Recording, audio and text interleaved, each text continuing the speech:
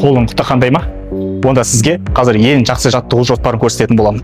До конца қара. Гантельді бицепске көтеру. 10-12 реттен 3 подход жасасам жеткілікті. Бұл жақта шынтақты жоғары көтермеге тырысаңдар, чисто қолды көтересіңдер. Блоктағы балға тәрізді қолды көтеру. Өзімізге тартамыз. Бұлай шынтақты көтермейміз, то же самое.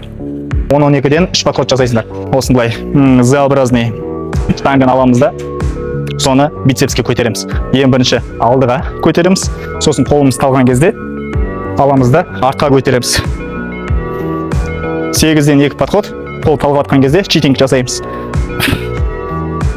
Сөйтіп до конца добивать етеміз. Басын артымыздан көтереміз. Шынтақ қозғалмайды. Білекті түсіреміз до конца и білекті көтереміз. Осылай 4 подход 10-12-ден. Трицепсті жақсы жүктеу үшін үстіңгі блоктан астыға итеру.